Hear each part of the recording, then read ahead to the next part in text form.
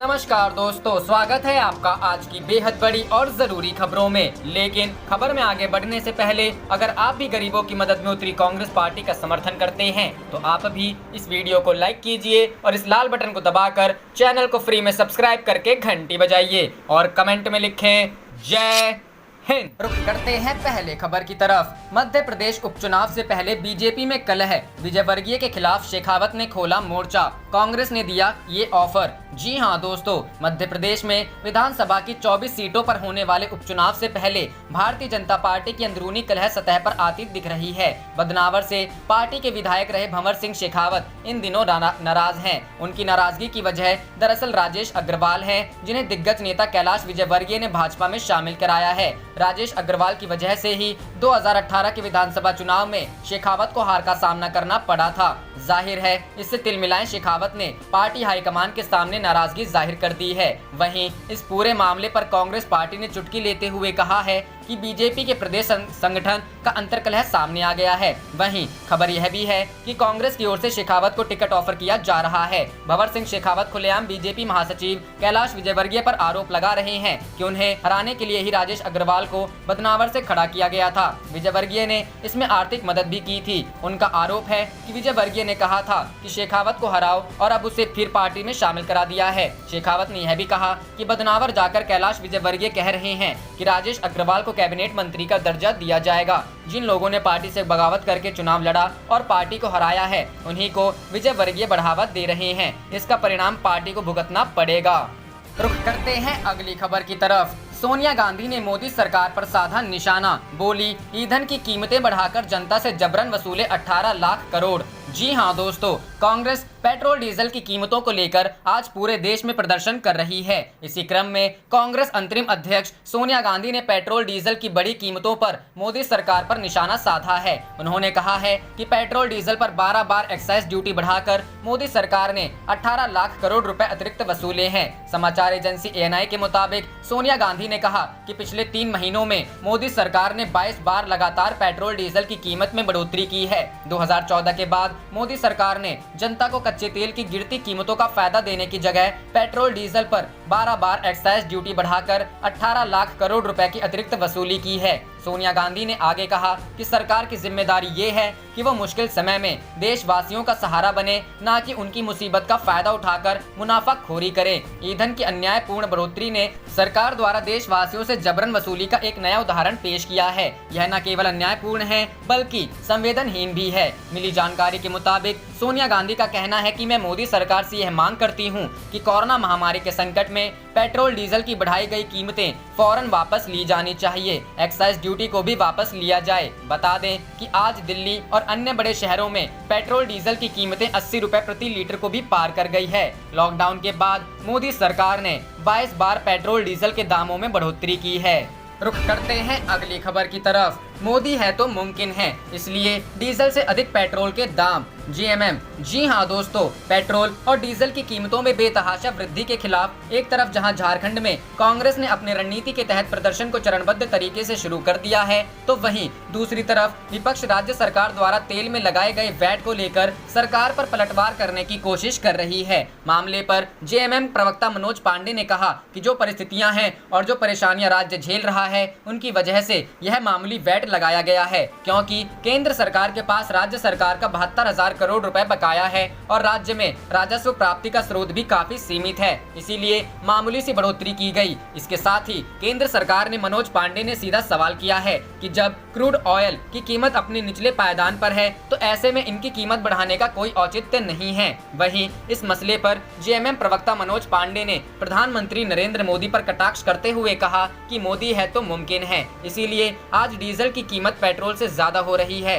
बता दें कि लगातार पेट्रोल और डीजल के बढ़ते दामों को लेकर विपक्षी दल लगातार केंद्र सरकार पर हमलावर है।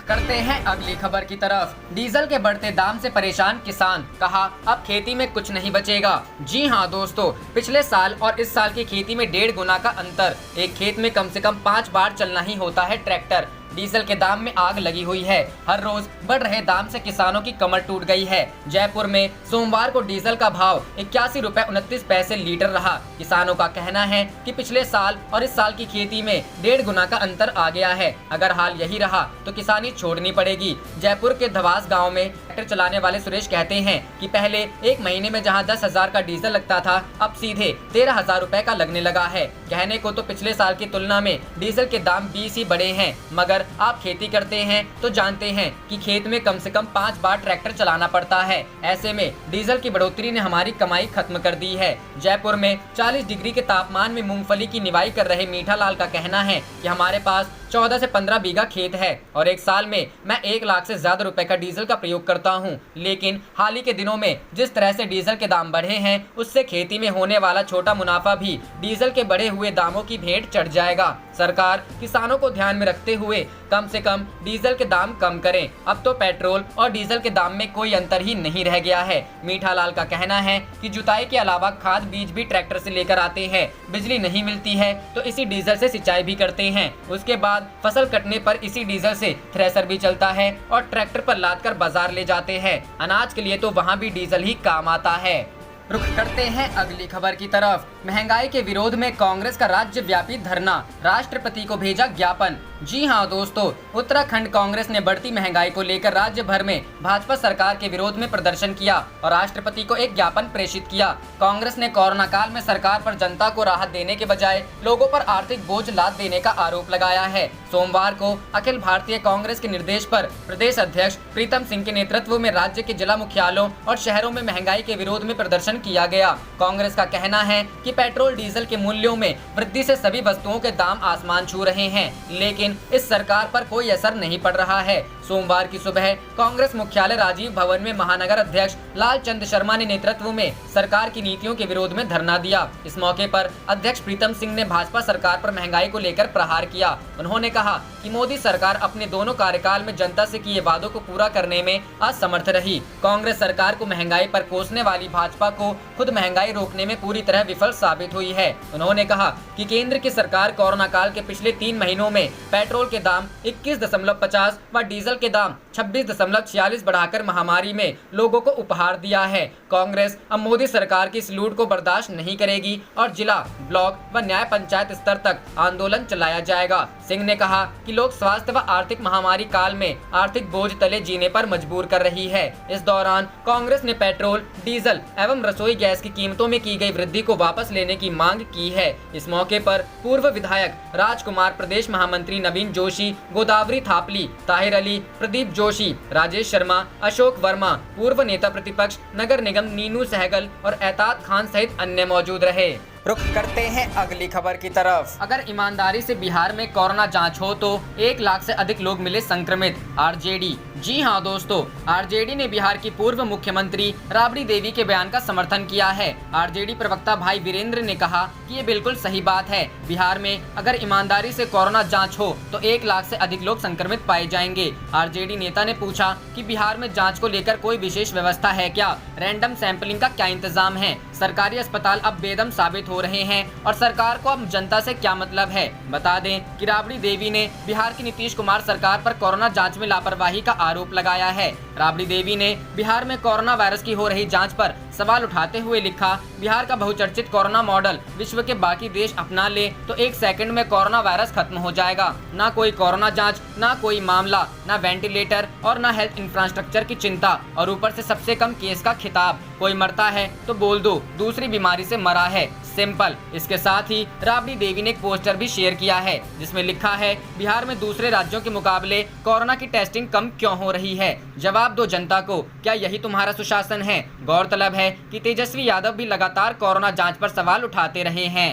रुख करते हैं अगली खबर की तरफ। बिहार में नए मुख्यमंत्री का ऐलान, लालू के बेटे ने कर दिया कमाल। जी हां दोस्तों, बिहार में नए मुख्यमंत्री का ऐलान हो गया है और यह कारनामा लालू यादव के बेटे तेज प्रताप ने किया है। इसी के साथ बिहार विधानसभा चुनाव को लेकर सियासी सरगर्मियां तेज हो गई हैं। राष्ट्रीय जनता दल के नेता तेज प्रताप यादव ने अपने छोटे भाई तेजस्वी यादव को मुख्यमंत्री पद का उम्मीदवार बताया है। तेज प्रताप यादव ने तेजस्वी यादव का फोटो ट्वीट करते हुए लिखा, एक युवा चेहरा जिसने कुछ ही सालों में सीएम पद की उम्मीदवारी में बेहद लोकप्रियता हासिल की है। तेजस्वी ही विकल्प है। तेज प्रताप यादव ने यह बात ऐसे समय कही है जब बिहार विधानसभा चुनाव अगले कुछ दिनों में होने वाले हैं और पार्टी के कई नेताओं ने अपने पद से इस्तीफा दिया है। इतना ही नहीं, दोनों भाई के बीच सब कुछ ठीक न होने की सुर्खियां भी बनती रही हैं। 28 जून को आरजेडी के उपाध्यक्ष विजेंद्र यादव ने पार्टी और पद दोनों से इस्तीफा दे दिया है। उनका कहना था कि पार्टी में पुराने नेताओं की कोई इज्जत नहीं रही। विजेंद्र यादव को आरजेडी में किंग मेकर के नाम से जाना जाता है। विजेंद्र यादव पूर्व में विधायक रहे हैं। उन्होंने पार्टी छोड़ने के साथ ही अपने पद से भी त्यागपत्र दे दिया है। वे लालू यादव और अन्य वरिष्ठ नेताओं के काफी करीबी नेताओं में रहे हैं। विजेंद्र यादव ने कहा कि लालू जी भी अब वो नहीं रहे जो 1990 और 2000 के दशक में हुआ करते थे। वे भी बदल गए हैं, इसलिए बदलाव वक्त का तकाजा है, जिसे देखते हुए मैं इस्तीफा दे रहा हूं। इससे पहले आरजेडी के 5 एमएलसी ने पार्टी छोड़ जेडीयू का दामन थाम लिया। इतना ही नहीं, आरजेडी के राष्ट्रीय उपाध्यक्ष रघुवंश प्रसाद सिंह ने भी अपने पद से इस्तीफा दे दिया है। लालू प्रसाद यादव के करीबी रघुवंश प्रसाद का इस्तीफा देना पार्टी के लिए बड़ा झटका माना जा रहा है। रुख करते हैं अगली खबर की तरफ। आप सांसद ने कहा केंद्र ने चीन से लिया 5700 करोड़ का लोन, लोगों को कह रहे चीन का बहिष्कार करने को। जी हां दोस्तों, आप नेता और राज्यसभा सांसद संजय सिंह ने केंद्र सरकार पर निशाना साधा है। उन्होंने कहा कि सरकार लोगों से चीनी सामानों का बहिष्कार करने के लिए कहती है और खुद वहां से करोड़ों रुपए का लोन ले लेती है। आप नेता ने रविवार 28 जून 2020 को ट्वीट कर कहा कि वाह रे भाजपाइयों, तुम और तुम्हारी ड्रामेबाजी काबिले तारीफ है। देश को कहते हो चीन का बहिष्कार करो और मोदी सरकार से 5700 करोड़ का कर्ज लेती है। सीमा पर जवान शहीद हो रहे हैं और भाजपा सरकार घुटना टेक योजना के तहत काम कर रही है। बता दें कि वित्त मंत्रालय ने 19 जून को घोषणा की कि भारत सरकार और बीजिंग स्थित बहुपक्षीय वित्तीय संस्था एशियन इंफ्रास्ट्रक्चर इन्वेस्टमेंट बैंक ने भारत को 750 मिलियन अमेरिकी डॉलर कोविड-19 सहायता के लिए एक समझौते पर हस्ताक्षर किए। मंत्रालय ने कहा कि भारत सरकार और एशियन इंफ्रास्ट्रक्चर इन्वेस्टमेंट बैंक ने कोविड-19 महामारी से प्रभावित हुए गरीब और कमजोर की मदद के लिए 750 मिलियन अमेरिकी डॉलर के सहायता कार्यक्रम पर हस्ताक्षर किए। आप नेता ने कहा कि चीन को सबक सिखाने के लिए केंद्र सरकार को चरणबद्ध तरीके से योजना बनाकर चीनी सामान का बहिष्कार करना चाहिए। चीन को आर्थिक रूप से चोट पहुंचाने के लिए चीन से व्यापार बंद होना चाहिए। उन्होंने कहा कि इस समय पूरा देश चाहता है कि सैनिकों की शहादत व्यर्थ नहीं जानी चाहिए। मोदी सरकार चीन को मुंहतोड़ जवाब दें। रुख करते हैं अगली खबर की तरफ। पेट्रोल और डीजल की कीमतों में वृद्धि का विरोध, कांग्रेस ने निकाला साइकिल मार्च, बैलगाड़ी पर सवार हुए कार्यकर्ता। जी हां दोस्तों, डीजल और पेट्रोल की कीमत में वृद्धि के खिलाफ कांग्रेस ने सोमवार को राजधानी पटना में साइकिल मार्च निकाला। पटना के बोरिंग रोड से डाक बंगला तक साइकिल और बैलगाड़ी पर सवार होकर ये मार्च निकाला। इस दौरान सड़कों पर जाम की स्थिति उत्पन्न हो गई। बता दें कि इससे पहले गुरुवार को नेता प्रतिपक्ष तेजस्वी यादव ने गुरुवार को साइकिल मार्च किया। उनके साथ तेज प्रताप यादव, शिवचंद्र राम और कई दूसरे विधायकों ने भी साइकिल की सवारी की। राबड़ी देवी के आवास से डाक बंगला चौराहे तक की साइकिल यात्रा के बीच में नेता प्रतिपक्ष ने अपने बड़े भाई और कुछ कार्यकर्ताओं के साथ ट्रैक्टर को रस्सी में बांधकर खींचा। कुछ कार्यकर्ता ठेले पर बाइक लेकर चल रहे थे। लगातार 23वें दिन भी पेट्रोल और डीजल की कीमतें बढ़ी है। ऑयल मार्केटिंग कंपनियों ने सोमवार को भी पेट्रोल डीजल के रेट में बढ़ोतरी की है। रविवार को पेट्रोल डीजल के दाम स्थिर रहे थे। सोमवार को पेट्रोल की कीमत में 5 पैसे और डीजल की कीमत में 13 पैसे की बढ़ोतरी हुई है। अब दिल्ली में 1 लीटर पेट्रोल के लिए आपको 80.43 रुपए और डीजल के लिए 80.53 पैसे चुकाने होंगे।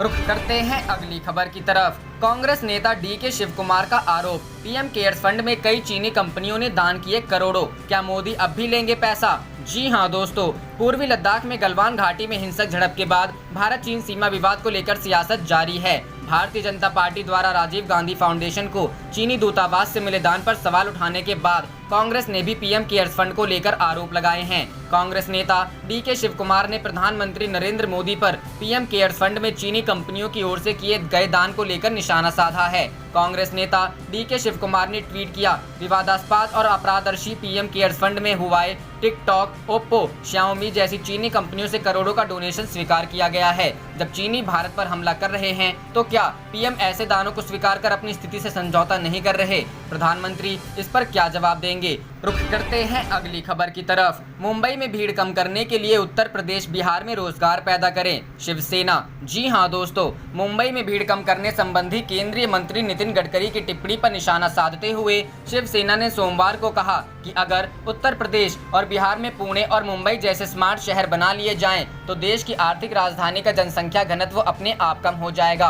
शिवसेना के मुखपत्र सामना में प्रकाशित एक संपादकीय में दावा किया गया है कि लॉकडाउन के दौरान अपने गृह प्रवेशों को गए करीब 1.50 लाख प्रवासी मजदूर महाराष्ट्र लौट आए हैं क्योंकि उनके पास वहां कोई काम नहीं है। इसमें यह भी दावा किया गया है कि मुंबई देश के राजकोष में महत्वपूर्ण योगदान देता है, लेकिन कोविड-19 के खिलाफ जंग में उसे केंद्र से उचित आर्थिक सहायता नहीं प्राप्त हुई। गडकरी ने कोरोना वायरस के बढ़ते मामलों का संदर्भ देते हुए पिछले महीने कहा था कि मुंबई से भीड़ कम करने की जरूरत है क्योंकि घनी आबादी वाला यह शहर विनाशकारी परिणामों का सामना कर रहा है। आप देख रहे थे आपका अपना चैनल जय हिंद जय भारत।